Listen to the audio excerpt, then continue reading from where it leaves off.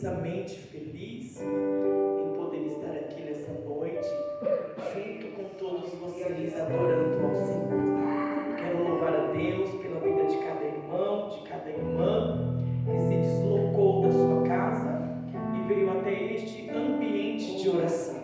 Saiba que você está no melhor lugar para se estar, que é na casa do Pai. Amém? Deus te abençoe. Quero que você abra a sua Bíblia no livro de 1 Samuel, capítulo de número 25. Enquanto você procura, eu quero também externar a Deus a minha gratidão, a Ele a honra, a glória, o louvor e toda adoração. Quero também externar a minha gratidão à pastora por ter confiado estar aqui. Muito obrigado. Ao pastor também, que Deus continue abençoando o Senhor, esse ministério, a casa, a família. Glória a Deus. Também quero louvar a Deus pela vida das irmãs que estão aqui na minha retaguarda, que fazem parte da liderança do círculo de oração, essas mulheres guerreiras, essas mulheres de oração. Eu já recebi um elogio ali, que já ganhei meu dia. Deus abençoe, meninas. A irmã que antecedeu aqui na oração, enquanto a irmã estava intercedendo, eu recebi algo do Senhor aqui. Deixa eu recebi algo do Senhor, e foi enquanto a irmã estava intercedendo. E esse algo que eu recebi, ele vai tornar público. E quando ele tornar público, eu vou pedir para a pastora para me retornar nesta casa, para testificar o que o Senhor me entregou aqui neste altar. Eu estou me segurando para não chorar. Aleluia! A Ele a honra, a Ele a glória. A gente paga um preço, né? Há um preço. Eu sei que mulher que ora, um povo de oração paga um preço. Quem tem compromisso na oração paga um preço. Eu falo isso, por exemplo, da Bíblia e também por ser dirigente de círculo de oração. A gente sofre algumas coisinhas, mas no final é gratificante, porque alguém sempre pede para contar o testemunho de uma vez. E um dia eu vou voltar nesta casa aqui para contar. E eu creio que vai ser muito em breve. Amém? 1 Samuel, capítulo de número 25.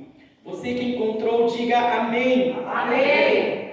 De dentro desse texto, eu quero mencionar 2 versículos apenas.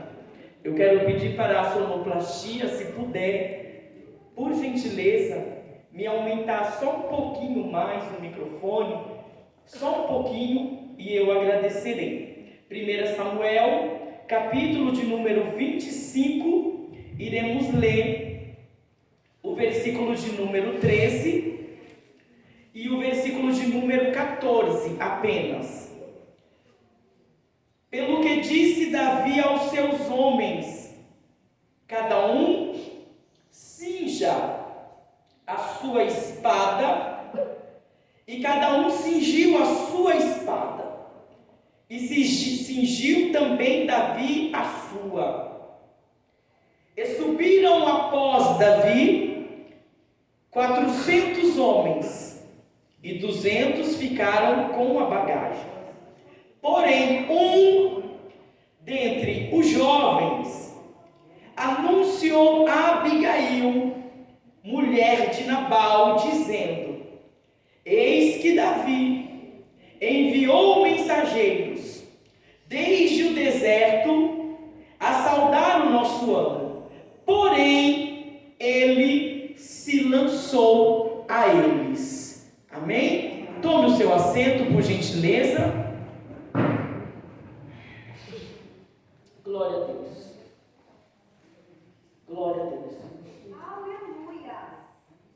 Esse texto que nós acabamos de fazer menção, ele traz em sua referência a morte de Samuel e a retirada de Davi para o deserto de Parã.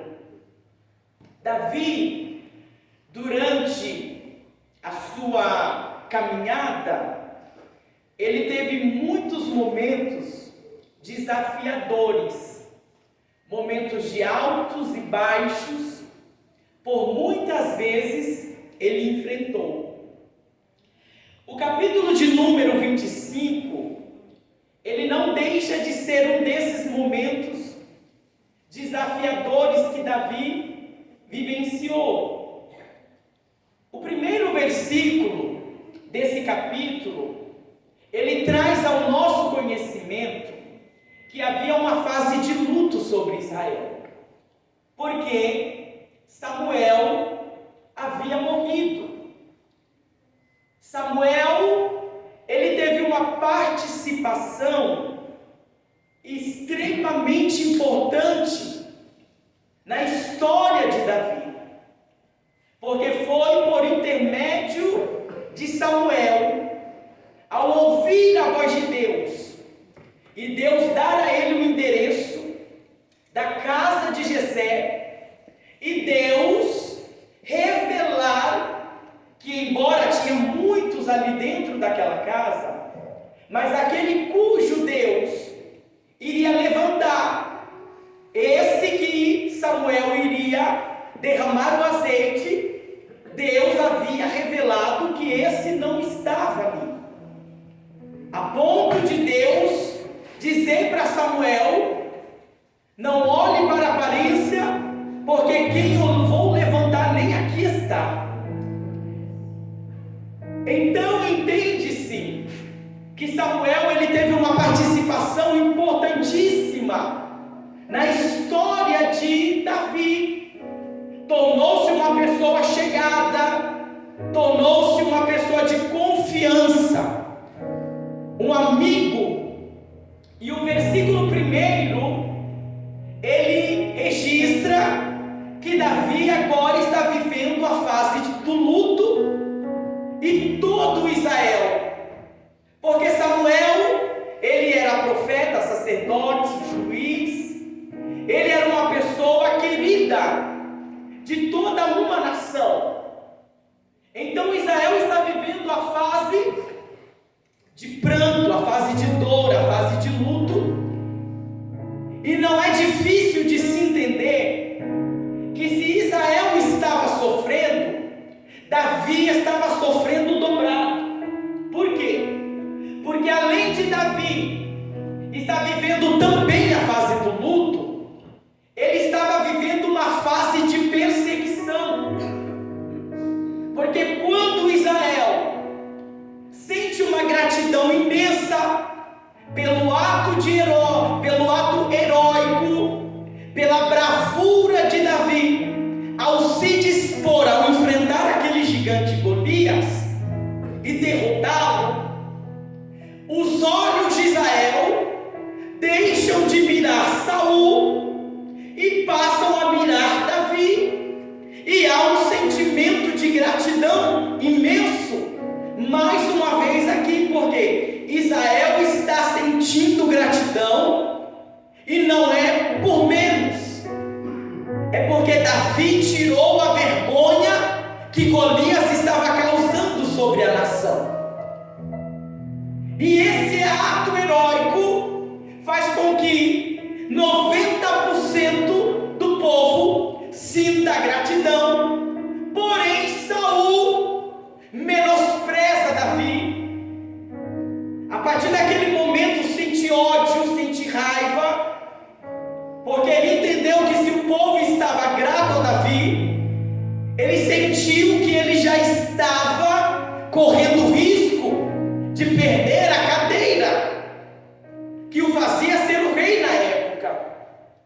A história menciona que por causa disso e por alguns outros detalhes, ele começa a sentir ódio e ele passa a perseguir Davi por onde Davi passa. Há informantes, há pessoas que vão levar sempre a notícia do paradeiro aonde Davi está residindo,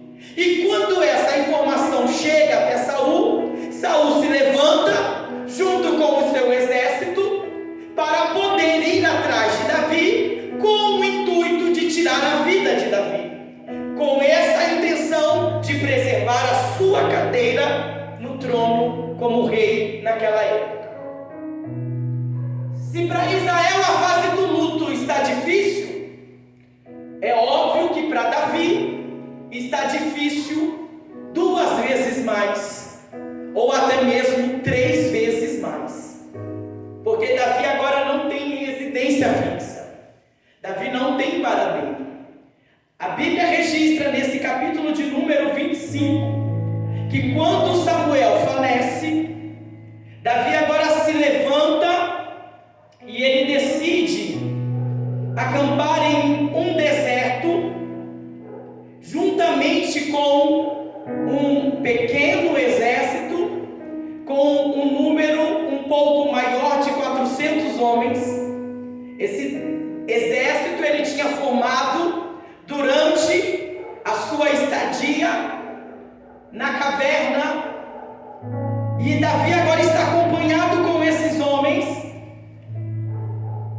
e ele se levanta, e agora ele vai chegar até o deserto de Parã, e ele decide ficar ali, se refugiando, para se proteger daquele qual está perseguindo, e ele acampa-se ali provisoriamente, apenas de passagem. A Bíblia menciona que quando Davi ele chega ao deserto de Parã, ele observa que dentro daquelas regiões havia homens que estavam trabalhando. Ele busca o conhecimento e chega aos seus ouvidos que há um homem ali rico de posses, de propriedades, e o nome deste homem é Nabal. Ele é casado com uma mulher cujo nome é Abigail, que tornou-se muito conhecida por causa da sua conduta, por causa da sua sabedoria. Davi agora sabe quem é esse homem, sabe quem são aqueles funcionários a quem eles prestam serviço. E Davi, quando ele chega em um campo onde há homens trabalhando à mercê de salteadores, à mercê de ladrões, porque Nabal os colocou para trabalhar no campo, para tosquear as ovelhas cujo lhe pertencia. Porém, Nabal não se preocupou com a segurança daqueles homens do campo. A intenção de Nabal era que eles trabalhassem apenas. Nota-se aqui uma atitude egoísta de Nabal, porque ele está colocando homens no campo para trabalhar para ele, porém ele não pensou na proteção e tampouco na segurança daqueles homens, porque quem trabalha precisa ter uma retaguarda aqui de segurança, isso é fato. Você não entra dentro de um comércio, raramente, sem ter um segurança na porta. Você não entra dentro de uma agência bancária, aonde tem pessoas que estão trabalhando ali, mas é raramente você entrar dentro de um ambiente desse e não ter alguém equipado em uma porta para proteger aqueles que estão trabalhando. Eu digo isso porque durante muitos anos eu trabalhei na área da segurança. Eu entendo um pouco dessa parte. Nabal aqui, ele tem uma atitude totalmente egoísta. Ele coloca aqueles homens no campo, porém ele não disponibiliza proteção e nem segurança. A Bíblia registra que quando Davi ele chega naquela área, que ele observa aqueles homens trabalhando sem proteção, sem uma retaguarda, sem uma segurança, a história registra que Davi chama o seu exército e ele põe aqueles homens para montarem agora uma proteção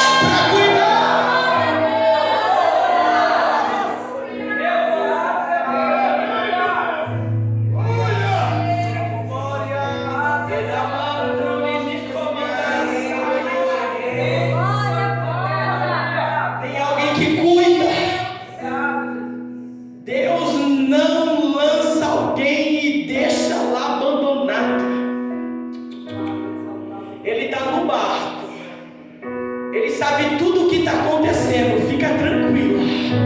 Ele conhece o teu endereço, conhece a tua casa, sabe o número do seu RG, oh glória, sabe um por um dos fios que está na tua cabeça. E tem gente aqui que está pagando preço, por quê? Porque está obedecendo. Tem gente aqui que está pagando preço, está enfrentando guerra, porque está obedecendo. Sabe por quê?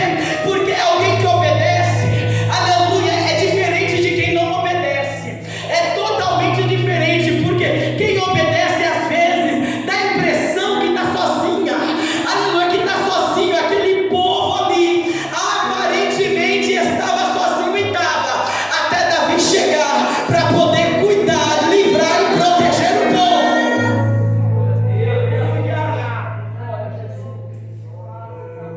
Davi estava vivendo uma das fases mais difíceis, a morte de Samuel, a longevidade de sua família, a perseguição de Saul. Não tinha paradeiro fixo, mas quando ele viu aqueles homens vulneráveis, trabalhando sem proteção, ele tinha tudo para abandonar aquele povo e dizer: esse problema não é meu. Esse problema aí não é meu. Não tenho nada a ver com isso. Mas ele foi incapaz de deixar aquele povo trabalhar sozinho. Ele se levanta mesmo no dia mau, mesmo no dia da adversidade. Ele se levantou e foi proteger alguém. Ontem, durante a reunião de obreiros à tarde na sede, acredito que muitos aqui estavam lá, o bispo Samuel Ferreira, ele falou algo ali que eu peguei aquilo para mim como exemplo e vou levar para toda a minha vida. Durante todos esses dias nós estávamos vendo ele, na terça, dando doutrina, domingo lá, fazendo culto, entregando alimento para o povo, que é a palavra. Mas ontem, ele trouxe ao nosso conhecimento o que o pai dele estava vivendo, que tinha sido constatado câncer, mas ele não teve falta nos cultos. Terça estava lá, domingo estava lá. Se você recebe uma notícia dessa de um pai, de um parente seu com um diagnóstico de câncer, às vezes a gente quer se isolar, a nossa humanidade quer se isolar. Deixa essa obra de Deus para lá, olha a minha casa como está. Isso me faz lembrar do que Mateus, ele escreve no Evangelho, capítulo 14, no versículo de número 13, que Jesus também tinha recebido uma das piores notícias que se pode receber. João Batista foi sepultado pelo povo, mas a cabeça dele não estava no corpo, porque a sua cabeça tinha sido decapitada. Houve uma morte terrível. Herodes mandou matar João Batista, tudo isso por intermédio a sua esposa o induzindo por causa do ódio, por causa da palavra que aquele homem pregava, a palavra da verdade, palavra de correção, palavra de exortação. Mandou matar João Batista.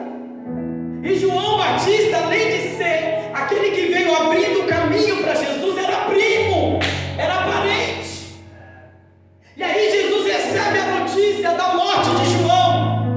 O versículo de número 13, segundo Mateus relata, diz que Jesus, na sua humanidade, ele decide ir para um lugar deserto. Por que ele vai para um lugar deserto? É óbvio, queria viver a fase do luto, queria chorar, queria derramar lágrimas por causa da notícia que ele acabou de receber. Mas a Bíblia me que quando ele estava tentando ir para um lugar deserto, a multidão seguiu, e mesmo com dor, mesmo no dia mau, mesmo na fase difícil, ele se recompõe, se levanta e vai pregar para a multidão. A dor ele não disse nada, a dor ele não expôs, mas a ordem de Deus ele expôs. Ele foi lá para pregar, para curar, para salvar. Sabe o que o Espírito Santo de Deus levanta sua mão, porque eu vou liberar essa palavra aqui. Essa palavra não é minha, essa palavra não é do homem, mas essa palavra aqui é de Deus.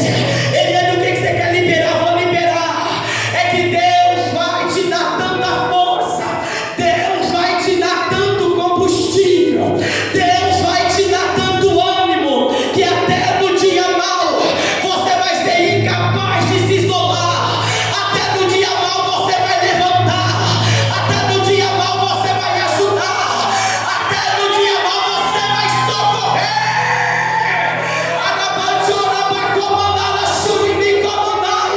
Talvez no teu dia mau está sendo hoje, mas eu vim aqui para pregar para alguém. O Espírito Santo, ele vai te constranger até certo ponto, que quando alguém mandar uma mensagem pedindo de ajuda, você não vai ter coragem de expor o teu problema, você não vai ter coragem de dizer o teu estado. Você vai lembrar dessa palavra: eu não posso ajudar, mas o meu Deus pode. Eu não tenho a solução, mas o meu Deus tem. Receba ânimo, receba força, receba vigor para ficar de pé mesmo no dia mau. Aleluia.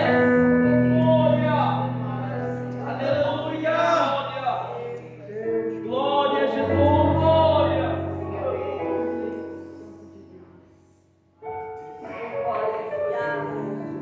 Há uma ingratidão da parte de Nabal. Mais uma vez, quando alguém leva a notícia para Nabal que alguém guardou, protegeu, nenhum dano, nenhum agravo, nenhum delito ocorreu enquanto aqueles homens estavam trabalhando. Nabal mostra-se novamente uma pessoa, além de egoísta, agora ingrato. Nabal volta a dizer que Nabal era um homem rico, de propriedades, de posses. Aqueles homens estavam trabalhando, e não é difícil concluirmos que depois desse tipo de trabalho aqui viria a festa. Quando homens se juntam para encher uma laje, sempre rola um churrasco no final da tarde. E aqui é mais ou menos o que vai acontecer. Aqueles homens estavam trabalhando, e tinha mulheres dentro da casa de Nabal também que estava trabalhando para servir apenas esses homens na parte alimentar. Davi deduz isso, e Davi manda um informante dizer para Nabal: olha, chegamos aqui, cooperamos, ajudamos, protegemos, não queremos muita coisa, estamos aqui apenas de passagem, não iremos nos assentar aqui, a nossa estadia aqui é curta, mas o que o Senhor tiver na mão, de uma forma facilitada, nos mande para alimentar a mim e a esses homens que estiveram aqui cooperando com os teus funcionários. A Bíblia registra que nesse momento Nabal, ele diz: não conheço Davi, nem sei quem é esse aí, filho de Jessé. E é tão interessante isso aqui, gente. Espera aí, eu vou abrir um parênteses aqui. Ele diz assim: olha, não sei, há muitos servos que fogem do seu chefe. Quem é Davi? E quem é o filho de Jessé? Espera aí, não sabe Mas sabe quem é o pai de Davi? Você me conhece. Agora, está sabendo quem é a Eliane. Mas você não sabe o nome do meu pai. Porque para você saber o nome do meu pai, você vai ter que saber um pouquinho da minha história. Não tem como. O nome do meu pai é Manuel. Mora lá em Fortaleza, ao lado de Jericoacoara. Ô glória! Ó, deu até uma vontade agora de ir lá ver o pai. Tem uma avó de 100 anos, passou do centenário já. Eu acho que ela vai para 103 anos. Eu falei que terra boa para o povo viver. Quando ficar velha, quero ir para lá também, para ver se tem longevidade de vida. Agora você sabe a minha história. Se alguém perguntar, você já sabe. Aqui, Davi, quem é Davi? Quem é filho de Jessé? Ele sabia. Ele já sabia uma parcela da história de Davi. Sabe quem é? Sabe o preço que está pagando, sabe a luta que está enfrentando, mas não tem coragem para estender a mão para ajudar.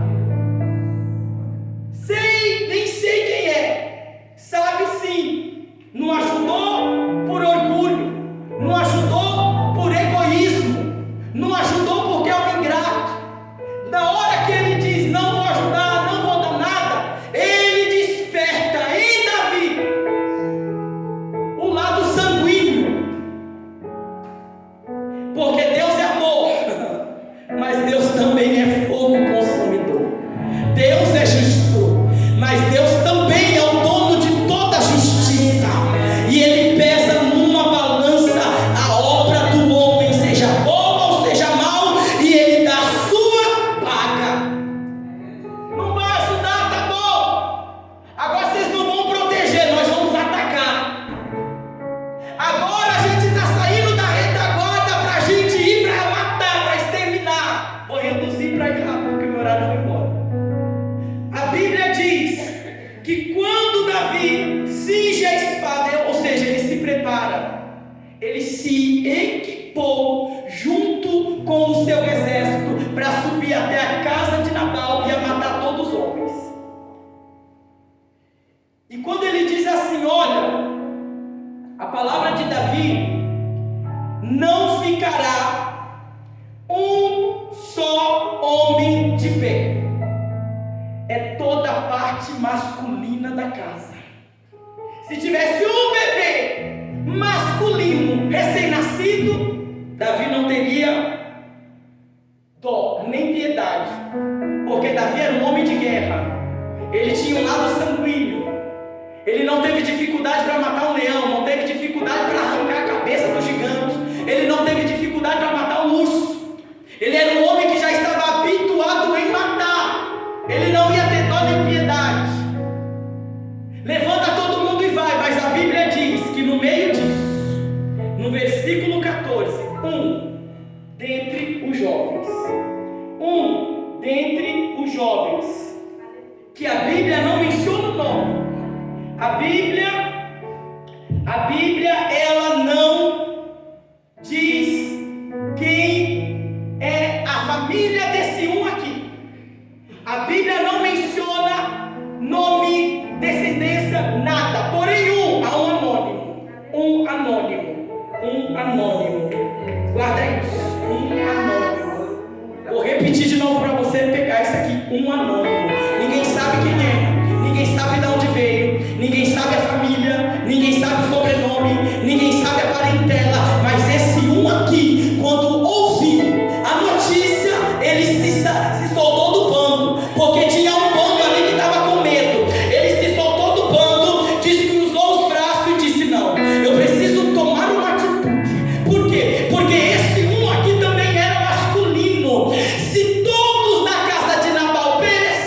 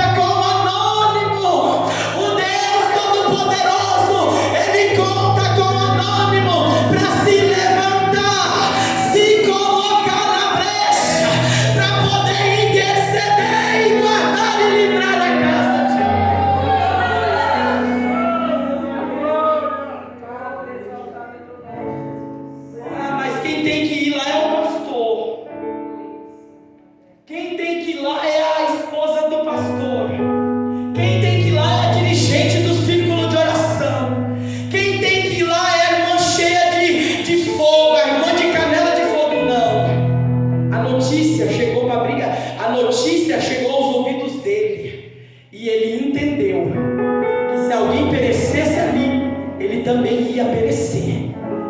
A igreja, ela é um corpo. Se perece um, todos perecem. Quando cai um, a igreja também perece, porque nós somos o corpo. Deus está levantando anônimos aqui nessa noite. Deus está levantando anônimos aqui essa noite. E eu tenho uma mensagem de esperança para você como combustível. Eu tenho uma mensagem de ânimo aqui para você como combustível. Que mensagem é essa, Eliane?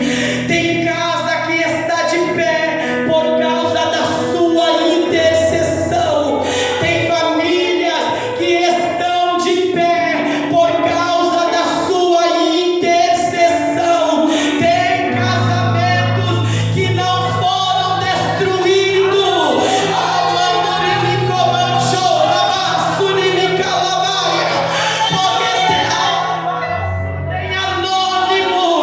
Tem anônimo que se coloca de madrugada.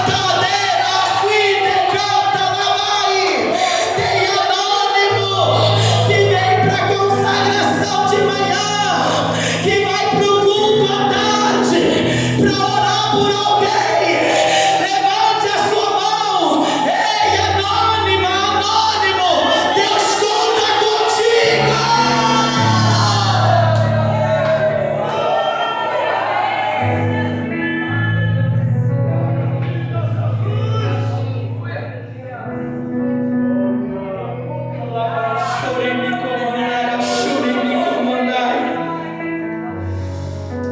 Pai, a tua palavra foi pregada.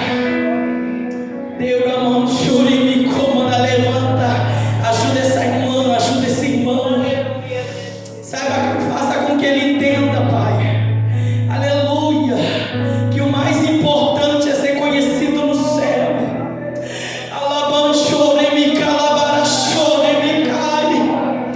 É ter o nome escrito no livro da vida.